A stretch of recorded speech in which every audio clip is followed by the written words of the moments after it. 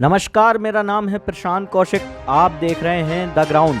America, जो खुद को विश्व की महानतम शक्ति समझता है, वो एक देश में 2 दशक तक डेरा जमाए रहता है। फिर अचानक एक दिन लोगों की जान कुछ कट्टरपंथियों के हाथ में छोड़कर वहां से निकल भी जाता है। जी, हम बात कर रहे हैं अफगानिस्तान की, या यूं कहें इस्लामिक स्टेट ऑफ अफगानिस्तान, क्योंकि अब अफगानों के मुल्क का नाम बदलने वाला है। न्यूज एजेंसी AP ने तालिबान के एक नेता के हवाले से बताया है कि तालिबान जल्द ही प्रेसिडेंशियल पैलेस पे कब्जे के बाद इस्लामिक स्टेट ऑफ अफगानिस्तान का ऐलान करेगा। कौन है तालिबान और क्यों ये अफगानिस्तान की जनता और लोगों को मारकर जिहादी हुकूमत कायम करना चाहता है? तालिबान को अगर देखें तो पश्तो जुबान में छात्र यानी स्टूडेंट्स को तालिबान कहा जाता है। वो लोग जो मुस्लिम धर्म को मानते हैं या उसकी तामील ग्रहण करते हैं, जो उसके छात्र होते हैं, उनको तालिबान कहा जाता है। 90 के दशक की शुरुआत में जब सोवियत संघ अफगानिस्तान से अपने सैनिकों को वापस बुला रहा था, उसी दौर में तालिबान का उभार हुआ था। उन्होंने उस वक्त अफगानिस्तान के राष्ट्रपति रहे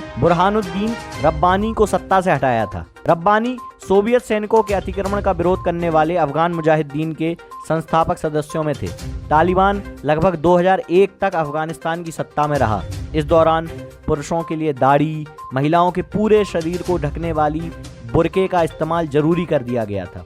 तालिबान ने टेलीविजन, संगीत और सिनेमा पर पाबंदी लगा दी और 10 साल या उससे अधिक उम्र की लड़कियों के स्कूल जाने पर रोक भी लगा दी थी। इसी दौरान तालिबान ने सजा देने के इस्लामिक तौर तरीकों को लागू किया, जिसमें हत्या और व्यभिचार के दोषियों को सार्वजनिक तौर पर फांसी देना और चोरी के मामले में दोषियों के अंग भंग करने जैसी सजाएं भी शामिल थीं। तालिबान पर मानवाधिकार के उल्लंघन और सांस्कृतिक दुर्व्यवहार से जुड़े कई आरोप लगने शुरू हो गए थे। तालिबान को बनाने और मजबूत करने में एक मुख्य भूमिका हमारे पड़ोसी मुल्क पाकिस्तान की भी रही है, लेकिन इन बातों से पाकिस्तान लगातार इनकार करता रहा है। हालांकि अफगानिस्तान पर जब तालिबान का नियंत्रण था, तब पाकिस्तान दुनिया के उन 3 देशों में शामिल था जिसने तालिबान सरकार को मान्यता दी थी।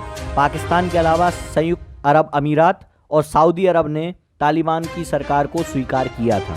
इस वक्त अफगानिस्तान में जो हालात हैं वो किसी से छुपे नहीं हैं। तालिबान लगातार काबुल की ओर बढ़ता जा रहा है और काबुल पर एक तरह से उन्होंने कब्जा भी कर लिया है। अफगानिस्तान इस समय पूरी तरह तालिबान के नियंत्रण के करीब पहुंच चुका है और राष्ट्रपति अशरफ गनी देश छोड़कर जा चुके हैं। उन्होंने अपने देश को छोड़ के जाने के फैसले के बारे में भी कहा कि अगर मैं देश को छोड़ के ना जाता तो लाखों लोगों की हत्याएं कर दी जाती, इसलिए यही उपयुक्त था कि मैं अपने देश को छोड़ के चले जाऊं। ऐसी भी रिपोर्ट है कि उपराष्ट्रपति अमीरुल्लाह साहिल ने भी काबुल छोड़ दिया है। अफगानिस्तान में तालिबानी लगातार कह रहे हैं कि हम किसी भी दूतावास या किसी भी विदेशी नागरिक जैसे भारतीय नागरिक, अमेरिकी नागरिक या अन्य दूतावासों पर कब्जा नहीं करेंगे, ना ही उन्हें परेशान करेंगे। पर फिर भी जो हाल अफगानिस्तान की जनता का है, वही हाल वहां पर रह रहे प्रवासी भारतीय हों, अमेरिकी हों या अन्य देशों के लोग हों, उनका भी यही हाल है। वो डर और सहम के माहौल में हैं। अफगानिस्तान के बड़े बड़े लोग, बड़े नामचीन हस्तियां भी अफगानिस्तान की मदद की मांग कर रहे हैं कि हमारे देश में आओ और हमारे देश को मार काट और दरिंदगी से बचाओ, जिसमें क्रिकेट के एक बड़े दिग्गज राशिद खान भी शामिल हैं। उन्होंने अपने ट्वीट पे भी